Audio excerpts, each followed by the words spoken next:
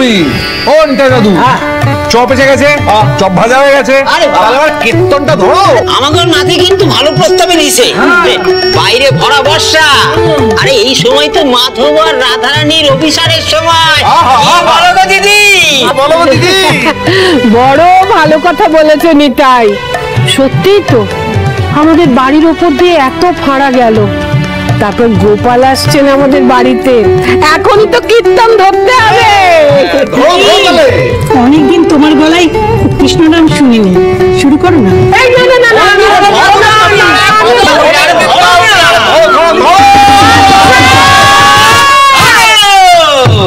ঠিক আছে, ওরে বাজা।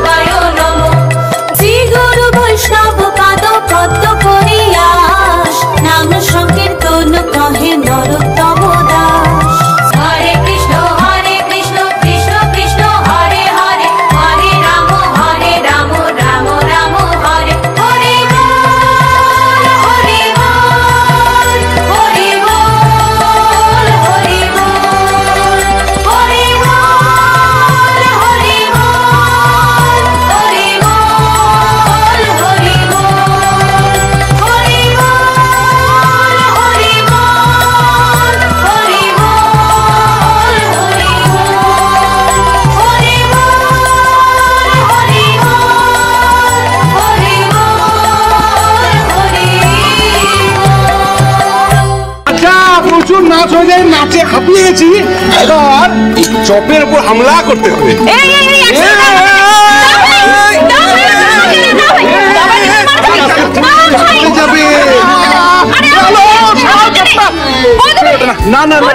আমি ভাগ করে দিচ্ছি, আমি দেবো। বলছি শোনো, এই চপ নিয়ে টানাটানি চলুক, কিন্তু আমার তো একটু কাজ আছে, বেরোতে হবে, অনেকটা দূর যাবো, এগোই। হ্যাঁ, আমি বেরোচ্ছি। রশ্মি, দাঁড়িয়েছিস কেন? এগোচ্ছে তো, যা। না ওর আবার কি, তোমরা আমি যাই। হ্যাঁ, আমি আসছি। হ্যাঁ, ঠিক আছে, এলাম রশ্মি, এলাম। হ্যাঁ, কিরে যা। হ্যাঁ যাচ্ছি। যা, তুই তো চপের লোভে বরকে ছেড়ে দিবি। হ্যাঁ, এই যে এই চপের এটা আমার।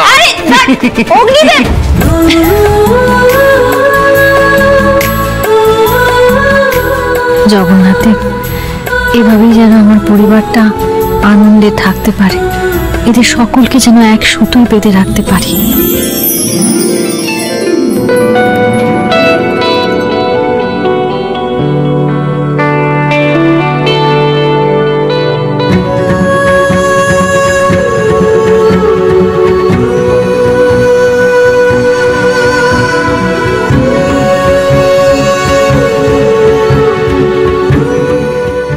ঠিক মতো থাকবি আর সাবধানে খাওয়া দাওয়া করবি সময় মতো। আর আর আর আমাকে কল করতে কিন্তু ভুলবি না। আর আর আর হ্যাঁ, আর রোজ রাতে গার্ডেল করবি মনে করে কিন্তু বিকু। ঠিক আছে রশ্মি, কিন্তু এখন আমি যেটা চাইছি তুই সেটা চাস না? আমি কি চাইবো?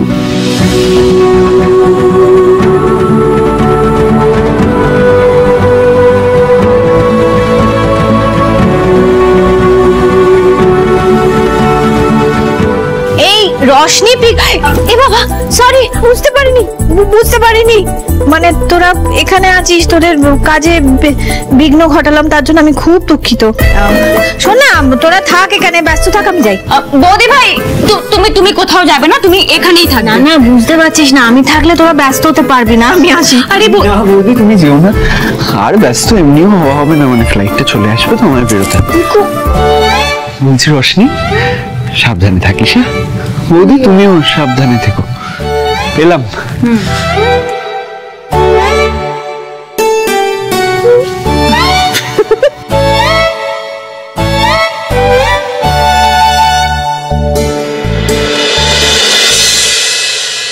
বলছি আজ সবার জন্য মাংস আর রশনির জন্য চিংড়ি মাছ। এটা কিন্তু খুব খারাপ মা, তুমি আমাদেরকে চিংড়ি মাছ দিলে না কেন? তোরা মাংস খেলি তো, চিংড়ি মাছ মাংস একসাথে খেলে হজম করতে অসুবিধা হয়, কাল বানিয়ে দেবো। আমার প্লিজ একটা চিংড়ি। ও বৌদি ভাই, দিয়ে দাও না। না রশনি, ঝলমল আর খাবে না, খাওয়া হয়ে গেছে। ঝলমল আর নয়, একদম নয়। আচ্ছা, জেদ করে না, আমি কালকে বানিয়ে দিই, কেমন?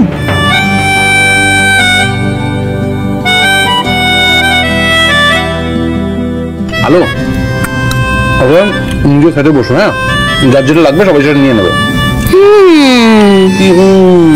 না মানে ভাবছি, এবার নিজের চোখেও দেখতে পাচ্ছি যে পুরনো চাল কিরকম ভাবে ভাতে পারে। বাবা বাবা, হ্যাঁ, এবার তুই দেখবি দাদা কিভাবে বোনকে ধরে মারে।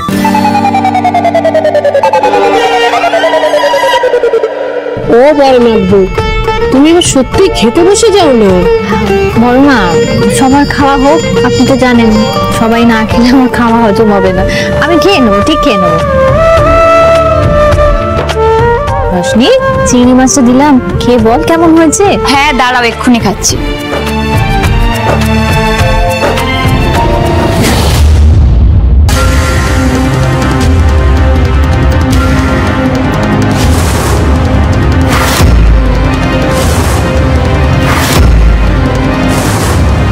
বৌদি ভাই কেমন কেমন গা গোলাচ্ছে। রশনি, ও রশনি,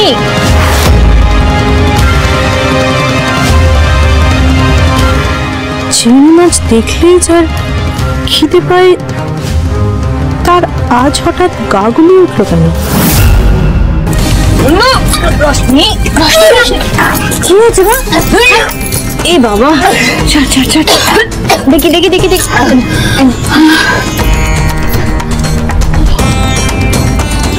কি হচ্ছে বুঝতে পারছি না বৌদি ভাই। মাথাটা ঘুরে তারপরে এরকম গা গোলাচ্ছে। দেখি,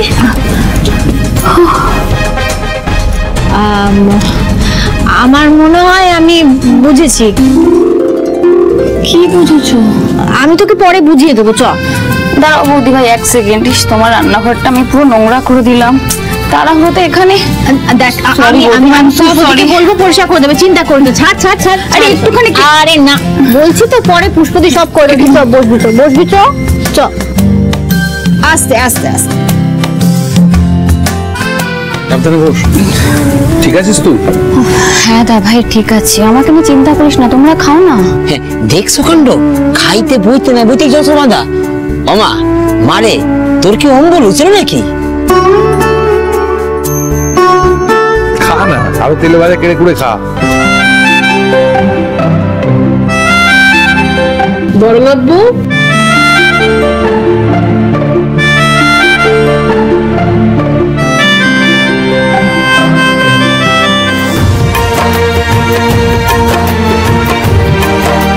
এই জন্যই বলি, এসব ভাজাভুজি গুরুপাক কিছু খেলে সঙ্গে সঙ্গে একটা অ্যান্টাসিড খেয়ে নিতে হয়। কে শোনে কার কথা? ওরে তুই থাম, কবে তোর বুদ্ধি হবে বল দেখি। অমল ফমল কিচ্ছু হয়নি তোর মেয়ের। রোজু, তুই বুঝেছিস কি হয়েছে? তার বুঝিনি।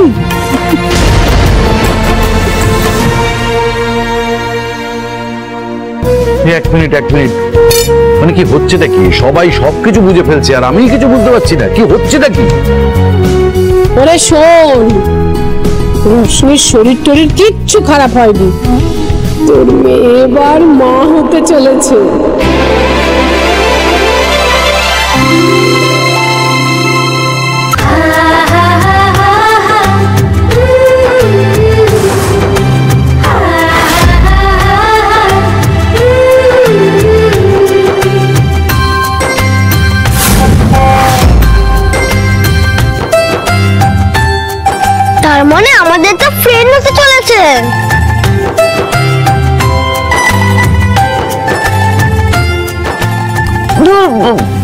মা বৌদিভাই এসব কি বলছো তোমরা? কি আবার বলবো, আমার এত বছরের অভিজ্ঞ চোখ, তার দাম দিচ্ছিস না তো? ঠিক আছে, কাল তাহলে ডাক্তার ডাক, তাহলেই বেরিয়ে যাবে সত্যিটা। বড় মা, আমার মনে হচ্ছে আপনার কোথাও একটা ভুল হচ্ছে। আরে এই তো রশ্মির বিয়ে হলো, এখন একটু ম্যারিড লাইফ এনজয় করবে, দুজনে মিলে ঘুরে বেড়াবে, তারপর না 2 থেকে 3 জন হওয়ার কথা ভাববে, তাই না রশ্মি? ঘুরবে ফিরবে, তারপর 2 থেকে 3 হবে, এটা তোর ভাবনা ছোট। ওদের ভাবনাটা ওদেরকে ভাবতে দে। এত ভাবাভাবির কি আছে বুঝতে পারছি না তো। ডাক্তারকে খবর দি বাবা, ডাক্তার এসে দেখুক, তাহলেই তো প্রমাণ হয়ে যায় যে বড় মা ভুজু মাসি ঠিক বলছে কিনা। ঠিক বলেছিস রুদ্র। না না বড় বৌমা, তুমি এক কাজ করো, কালকেই তোমার এই ডাক্তার কাকাকে ডেকে পাঠাও, একবার এসে রোশনিকে চেক আপ করে যান। মানে হতেও তো পারে অন্য কোনো কিছু হয়েছে, একবার যখন শরীর খারাপ হয়েছে চেক আপটা করে নেওয়া খুব জরুরি। 2 দিন আর পারা গেল না, বলছে ছেলে পুলে হবে, বিশ্বাসই হচ্ছে না।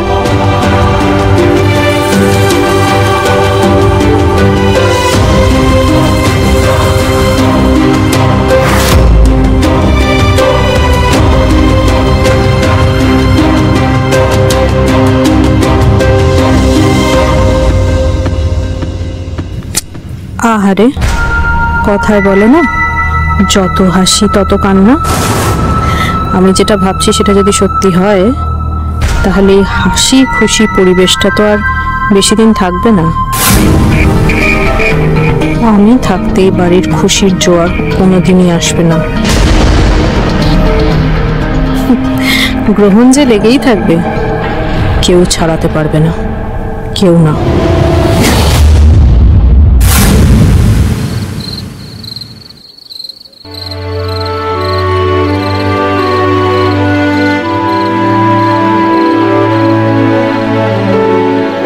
বড়নাথ বউ, আজ তোমার স্বাদ ভক্ষণের দিন।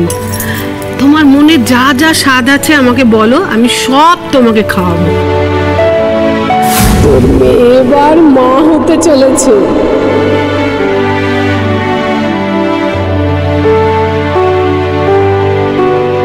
রাইমাদির গাছে যে ফল ধরবে না সে তো আমরা সবাই অনেক দিন ধরে জানি। Shut up.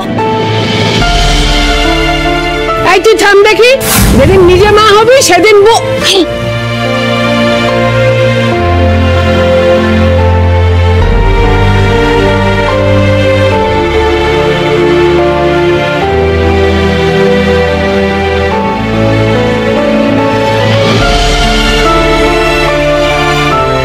আজকে দিদিভাই আবার নতুন করে একটা সন্তানের জন্ম দিতে চলেছে বলে সবাই দিদিভাইকে নিয়ে কত নাচানাচি করছে।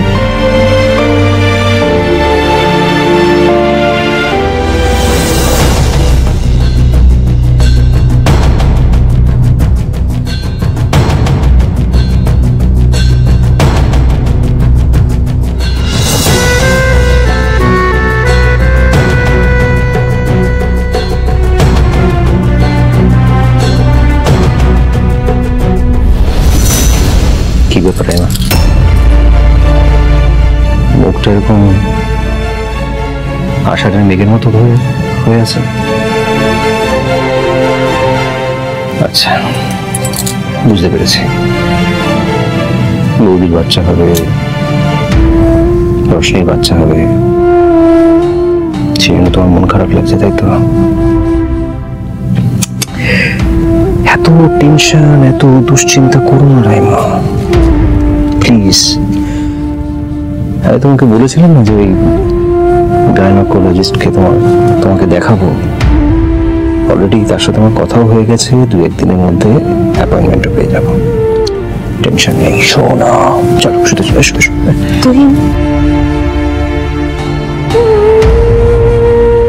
তুমি আমি অলরেডি গাইনোকোলজিস্ট দেখিয়ে নিয়েছি, তোমাকে বলা হয়নি। তাই জানো তুমি, ডক্টর বলেছেন যে আমার তরফ থেকে কোনো সমস্যা নেই, জানো তো তুমি? যদি কোনো সমস্যা হয়ে থাকে তাহলে হয়তো তোমার হয়েছে, এবার তোমাকে একটু ডাক্তার দেখাতে হবে। তুমি মানে, তার মানে তুমি কি বলতে চাইছো? আমি ইম্পর্টেন্ট, আমার বাবা হওয়ার ক্ষমতা নেই। না না তুহিন, আমি সেরকম কিছু বলতে চাইনি। আমি তো বলছি ডক্টর বলেছেন যে আমার তরফ থেকে কোনো প্রবলেম নেই, কিন্তু তোমার তরফ থেকে কোনো প্রবলেম হচ্ছে কিনা সেটা জন্য তো ডক্টর দেখাতে হবে না? আর যদি প্রবলেম থাকে তাহলে তো ট্রিটমেন্ট করাতে হবে, সেটাই বলছি। চুপ, একদম চুপ। আমি বুঝতে পারছি না রাইমা, তুমি ইদানিং আমাকে অযোগ্য প্রমাণ করবার জন্য এরকম উঠে পড়ে লিখেছো কেন বলো তো? কই আগে তো তুমি এরকম করতে না আমার সাথে। কি ব্যাপার রাইমা, এসব ব্যাপারে কে তোমাকে ইন্ধন দিচ্ছে? এই মহিলা, হ্যাঁ, আলো সিংহ রায়, বড় বৌদি, তাই তো? না না তুমি না, আমাকে কেউ কোনো ইন্ধন জোগাচ্ছে না। এই বাড়িতে তো কেউ জানেই না যে আমি ডক্টর দেখাতে গেছি।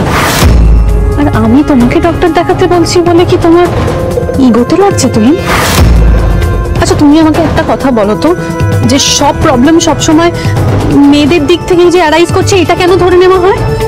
আমি তো এত বছর তো মেনে নিয়েছিলাম যে সব প্রবলেমটা হয়তো আমার দিক থেকেই হচ্ছে, কিন্তু আজ যদি ধরা পড়ে যে সব প্রবলেমটা তোমার দিক থেকে হচ্ছে, তাহলে সেটা তোমার মেনে নিতে আপত্তিটা কোথায় হচ্ছে?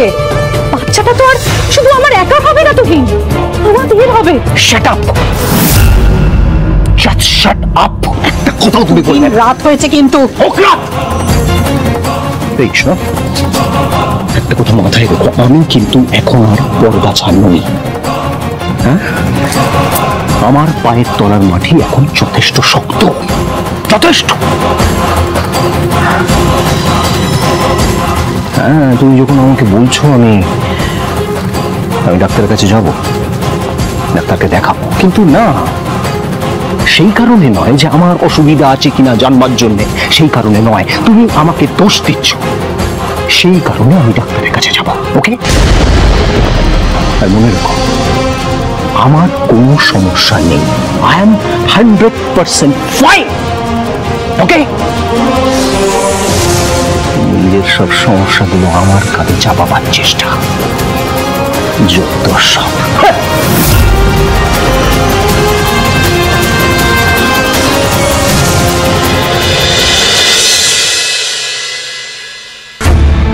কি বুঝছেন ডক্টর? আপনারা যা ভাবছিলেন সেটাই, কিন্তু কিন্তু কি ডাক্তারবাবু? না মানে ডক্টর কিন্তু বলে থেমে গেলেন কেন? এটা কি তাহলে প্রেগন্যান্সি নয়, অন্য কিছু? ওপরে কি হচ্ছে বলতো এতক্ষণ ধরে? আমার কিন্তু ভীষণ টেনশন হচ্ছে। আরে বাবা, চেক আপ করতে এতক্ষণ লাগে? না না, এই ডাক্তারকে না এবার বাদ দিয়ে দেবো। খাইছে রে, বাবা হমের একটা টেনশন থাকি জানি, কিন্তু অহন তো দেখতেছি দাদু হমেরও টেনশন। ও মেশো, এসব তুমি বুঝবে না। আসলে কি জানো তো, এই এত বছর পর না, এই প্রথম আমি মেয়ের বাড়িতে নাতি নাতনির মুখ দেখতে।